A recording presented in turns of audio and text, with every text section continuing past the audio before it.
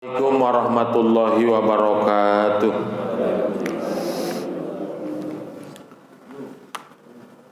Bismillahirrahmanirrahim.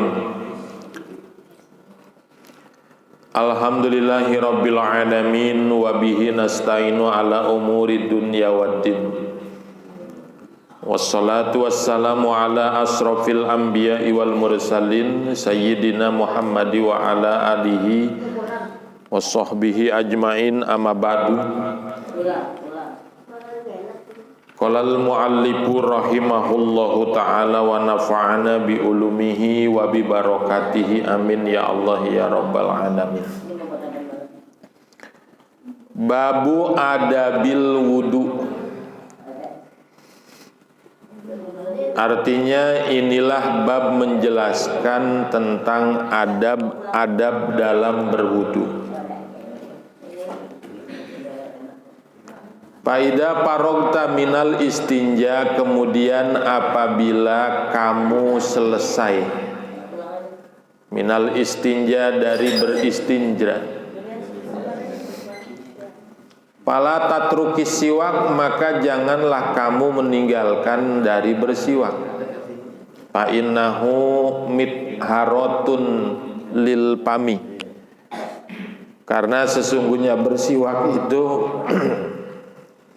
alat membersihkan lil pam, bagi mulut, wa mirdotun lirob, dan alat untuk ridho bagi Allah, wa mishatatun lisyaiton, dan alat untuk membenci bagi setan. Para jamaah sekalian yang saya hormati dan mudah-mudahan dimuliakan oleh Allah Subhanahu wa taala.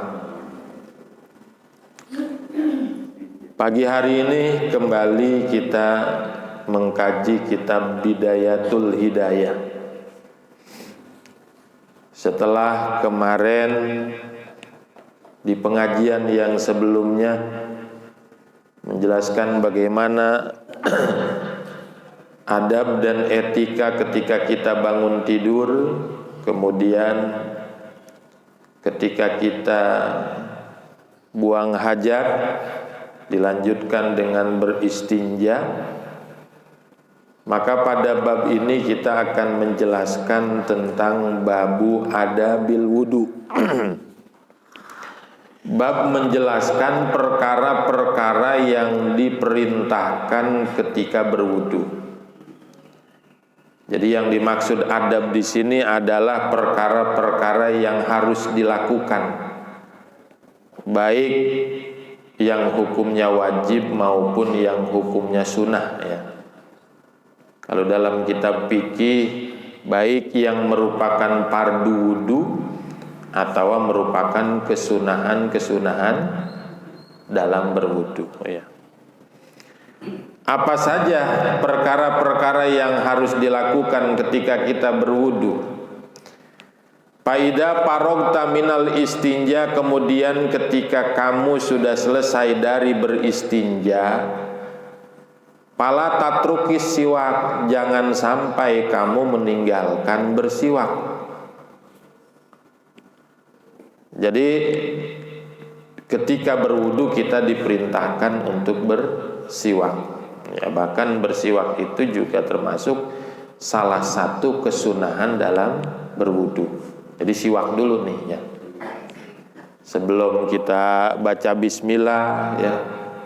Sebelum kita memulai wudu, itu dimulai dengan bersiwak. Kenapa kita diperintahkan bersiwak? Karena siwak itu banyak manfaatnya. Pertama, fa innahu mitharatun lil fami. Yang pertama, bersiwak itu adalah alat untuk membersihkan mulut, ya. Untuk membersihkan mulut, untuk menghilangkan bau mulut itu dengan cara bersiwak. Kemudian yang kedua, siwak itu mirdotun lirob, alat untuk meraih ridhonya Allah. Jadi kalau pengen diridhoi oleh Allah, ya, meraih keridhaan Allah, maka salah satu caranya adalah dengan cara bersiwak. Kemudian yang ketiga, wa mishatatun li syaiton. Siwak juga merupakan alat untuk menimbulkan kebencian setan. Orang kalau dibenci setan itu berarti orang baik, ya. Orang yang didemenin setan itu orang jahat. Karena setan mah demennya keburukan, benci kebaikan, ya. Makanya kalau dibenci setan itu bukannya jahat, tapi malah baik, ya. Nah, ini untuk menimbulkan kebencian setan, salah satu caranya adalah dengan bersiwak. Wa sholatun bisiwakin abdolu min sab'ina sholatan bila siwak. Dan bermula sholat dengan menggunakan siwak, abdolu min sab'ina sholatan bila siwakin, yaitu lebih utama daripada 70 kali sholat dengan tidak bersiwak. Sholat dengan menggunakan siwak, ya. Satu rokaat atau satu kali sholat dengan bersiwak itu lebih utama daripada 70 kali sholat dengan tidak bersiwak. Jadi 1 banding berapa? 70, ya. Cuma kita punya siwaknya doang, kadang-kadang nggak dipakai, ya. Siwak mau banyak di rumah, coba nggak biasa kali, ya. Padahal manfaatnya luar biasa itu. 1 kali sholat dengan siwak itu lebih utama daripada 70 kali sholat dengan tidak bersiwak. Warwiya an Abi Hurairah, diriwayatkan dari Abi Hurairah radhiyallahu anhu an qala, berkata Abi Hurairah, qala Rasulullah sallallahu alaihi wasallam, berkata Rasulullah sallallahu alaihi wasallam, laula an asuqqa ala ummati, laula jika tidak, an asuqqa bahwasanya memberatkan aku, ala ummati atas umatku, la amartuhum bisiwak, maka tentu memerintahkan aku kepada umatku itu bisiwaki, dengan bersiwak, pikulli sholatin, dalam setiap sholat. Wa anhu, dan juga dari baginda Nabi Muhammad sallallahu alaihi wasallam, itu apa itu? Umirtu, ya. Umirtu bisiwaki, diperintahkan aku bisiwaki, dengan bersiwak, hatta khosyitu, sehingga khawatir aku, ayyuk taba alaya, diwajibkan itu bersiwak, alaya, atasku. Diriwayatkan dari Abi Hurairah radhiyallahu anhu qala, bahwa Rasulullah pernah bersabda, laula an asuqqa ala ummati ra amartuhum bisiwaki fi kulli sholatin. Seandainya aku ingin merepotkan umatku, gitu kata Nabi. Seandainya aku punya keinginan untuk membuat repot kepada umatku, tentu aku mewajibkan umatku itu untuk bersiwak setiap kali melakukan sholat.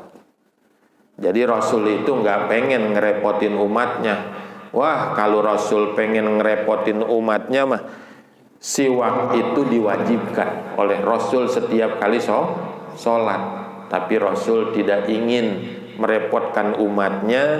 repot kalau setiap kali sholat kudu bersiwak, maka siwak itu tidak diwajibkan oleh Rasul, hanya disunahkan. Ya, ini berarti manfaat siwak ini luar biasa ya.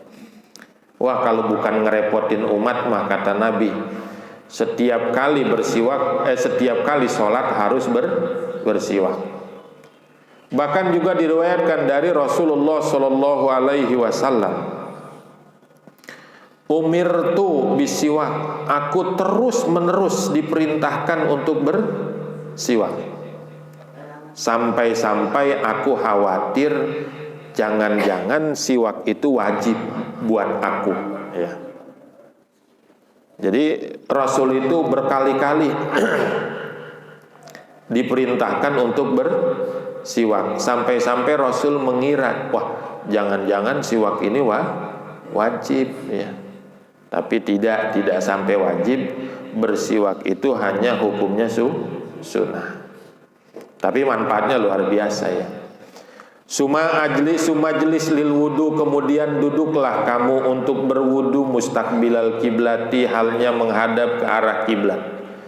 Ala maudiin murtapiin, di atas tempat yang tinggi, kaila yusi bakar rosas, supaya tidak mengenai kepadamu arrosas, cipratan air. Wakul, dan ucapkan olehmu bismillahirrahmanirrahim, Rabbi a'udzu bika min hamazatis syayatin wa a'udzu bika rabbi ayyahdurun. Dan katakan olehmu bismillahirrahmanirrahim, Rabbi ya Allah, a'udzu bika, berlindung aku kepada engkau, min hamazatis syayatin, dari godaan-godaan setan, wa a'udzubika, dan berlindung aku kepada engkau, Rabbi ya Allah, ayyahdurun, bahwasanya hadir setan kepadaku. Kemudian setelah selesai bersiwak ya, sumajlis lil wudu, kemudian duduklah kamu untuk berwudu.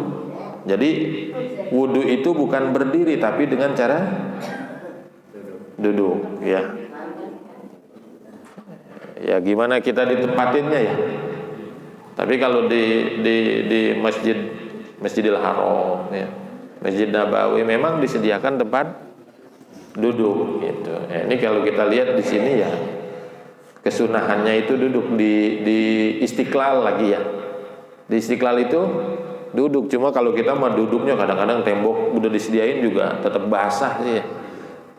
Tetap aja nggak pengen kita duduk ya, karena basah. Tapi kalau lihat di sini memang sunnahnya itu sumajlis lil wudu ya. Duduklah kamu untuk berwudu. Mustaqbilal kiblati, sembari menghadap ke arah kiblat. Dan duduklah ala maudiin murtapiin, di tempat yang tinggi. Jadi memang disediakan tempat duduknya di situ ya. Di tempat yang tinggi, supaya apa?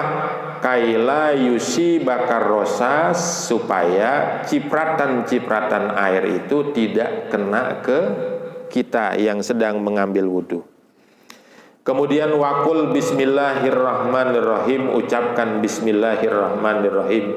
Jadi salah satu kesunahan dalam wudu itu membaca bismillah. Jadi siwak dulu baru baca bismillah. Bismillahirrahmanirrahim, Rabbi a'udzubika min hamazati syayatin wa a'udzubika Rabbi ayyahdurun. Ini termasuk bacaan wudu ya. Rabbi a'udzubika min hamazati syayatin, ya Allah, aku berlindung kepada engkau dari godaan setan. Dan aku juga berlindung kepada engkau ya Allah, ayyahdurun, jangan sampai setan hadir kepadaku dan dia menggodaku. Kan ada setan yang memang khusus menggoda orang yang wudu. Setan ada yang khusus menggoda orang yang sholat, namanya setan walhan ya. Walhan itu setan yang menggoda orang yang wudu, orang yang sholat. Sumagsil yadaika, kemudian basuhlah olehmu yadaika, kedua tanganmu, salasan sebanyak 3 kali, qabla antudhilahuma, sebelum bahwasanya memasukkan kamu kepada kedua tanganmu itu al-ina'a, ke tempat air. Wakul, dan ucapkan olehmu Allahumma inni as'alukal yumna wal barakah. Allahumma, ya Allah, inni as'aluka, sesungguhnya aku, yaitu memohon aku kepada engkau, al-yumna, kuat untuk beribadah, wal barakah, dan keberkahan, wa a'udzubika minasyu'umi wal halakah, dan berlindung aku kepada engkau minasyu'um, dari keburukan, wal halakati, dan kebinasaan. Kemudian setelah membaca bismillah, ya, sumagsil yadaika, kemudian basuhlah kedua tanganmu sebanyak 3 kali sebelum dimasukkan ke tempat air. Misalkan wudunya di ember, wudunya di bak, wudunya di kolam, sebelum dimasukin tangannya ke ember atau ke bak atau ke kolam, itu dicuci dulu sebanyak 3 kali, ya, supaya benar-benar bersih, supaya benar-benar bersih tangannya sehingga airnya tidak menjadi kotor. Nah, ketika membasuh tangan itu ada bacaannya apa? Allahumma inni as'alukal yumna wal barakah wa a'udzubika minasyu'umi wal halakah. Ya Allah, aku memohon kepadamu kekuatan untuk bisa beribadah dan keberkahan, dan aku berlindung kepada engkau dari keburukan dan kebinasaan. Kemudian sumanwi rob al hadas, kemudian niatlah kamu untuk menghilangkan hadas, awistibahatas sholat, atau memperbolehkan sholat, walayam bagi, dan tidak seyogianya, antak juba, bahwasanya engkau menghilangkan, apa itu? Menghilangkan niataka, ya, menghilangkan engkau niataka akan niatmu qabla ghuslil wajhi, sebelum membasuh muka, pala yasihu wudu'uka, maka tidak sah wudu engkau. Nah, ini memang ada sedikit perbedaan, ya, antara kitab ini dengan kitab-kitab fikih, ya. Kalau ini kitab tasawuf, sebenarnya bukan kitab fikih. Jadi fikih dibalut dengan tasawuf. Kalau di dalam kitab-kitab fikih itu kita niatnya harus ketika membasuh muka itu, ya. Bahkan kalau di dalam kitab-kitab fikih dijelaskan, boleh saja kita niat sebelum membasuh muka, cuma nanti ketika terbasuh bagian muka berarti sudah masuk ke dalam wudu itu. Ini kita udah niat nih, niat menghilangkan hadas sebelum membasuh muka. Ketika berkumur, ya, kan ada bagian muka yang terbasuh tuh, otomatis wudu itu masuk. Kesunahan-kesunahan udah nggak dapat lagi. Dalam fikih begitu dijelaskannya, ya. Maka sunnahnya kalau di dalam kitab fikih, sebelum membasuh muka niatlah niat sunnah wudu, ya. Nanti ketika membasuh muka barulah niat fardu wudu. Jadi ada 2 niat, ada niat sunnah wudu, ada niat fardu wudu. Ketika sebelum membasuh muka itu niatnya niat sunnah wudu, membasuh muka baru niat fardu wudu. Tapi kalau di dalam kitab ini, ya, sumanwi, setelah membasuh tangan Kan kita kudunya apa tuh? Berkumur ya, dan memasukkan air ke dalam hidung. Sumanwi, kemudian niatlah kamu untuk menghilangkan hadas. Nawaitul wudu'a lirafil hadasil asgori. Atau niat memperbolehkan sholat. Cuman itu niat yang sudah dibaca sebelum membasuh muka tidak boleh hilang.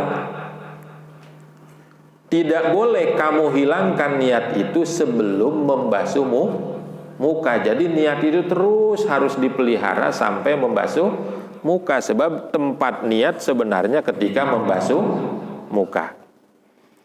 Nah, kalau niat sudah hilang ketika sebelum membasuh muka, nanti palayasi wudu'uka. Wudunya tidak sah. Sebab tempat niat mah ketika sedang membasuh muka ya. Jadi di sini diajarkan niatlah sebelum membasuh muka, cuman itu niat tetap harus ada sampai membasuh muka. Kalau niat sudah hilang sebelum membasuh muka, itu nanti tidak sah wudunya ya. Berarti nanti wudunya tidak pakai niat ya. Jadi nggak sah ya.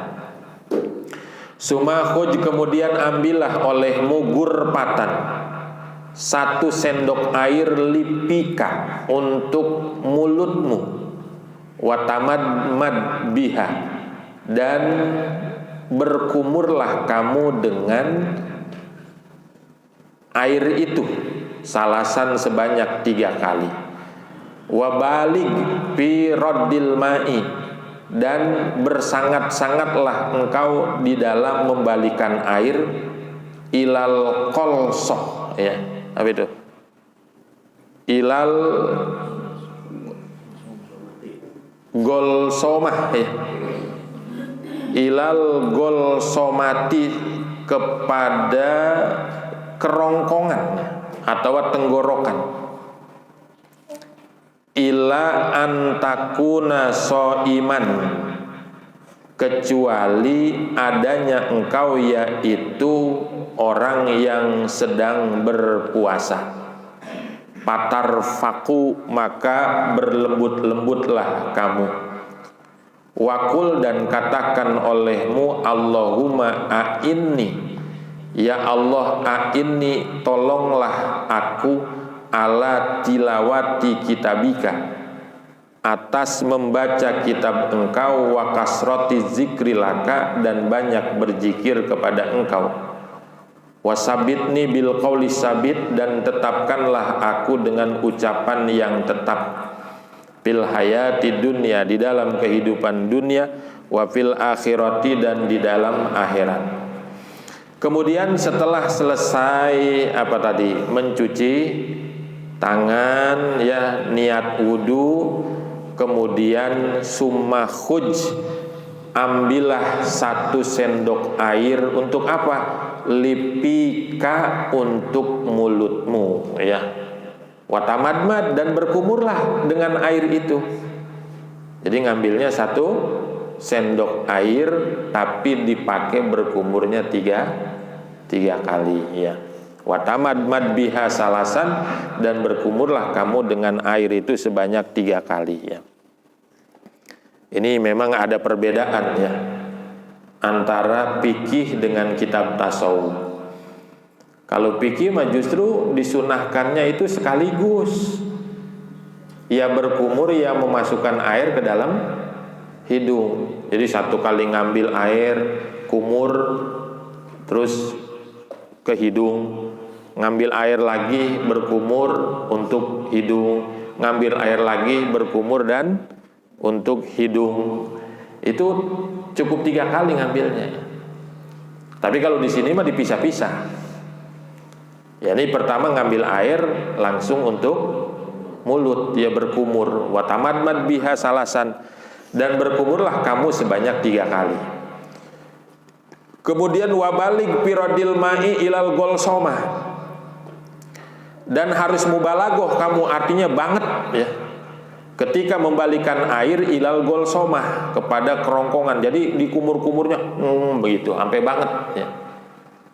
supaya tersentuh semua bagianmu, rongga-rongga mulut tuh tersentuh karena berkumurnya banget. Kemudian ila antakuna soiman, kecuali kalau dalam keadaan puasa. Itu mah jangan, karena kalau ada yang ketelan bisa batal ya.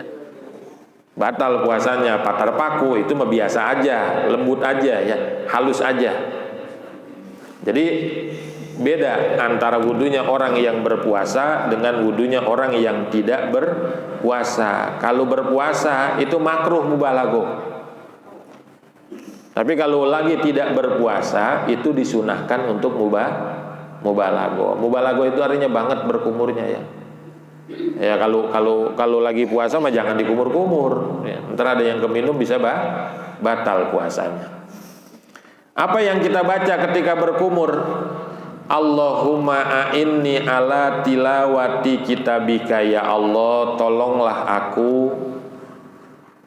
untuk bisa membaca Al-Quran kitabmu, dan juga untuk supaya bisa banyak berzikir kepada kamu.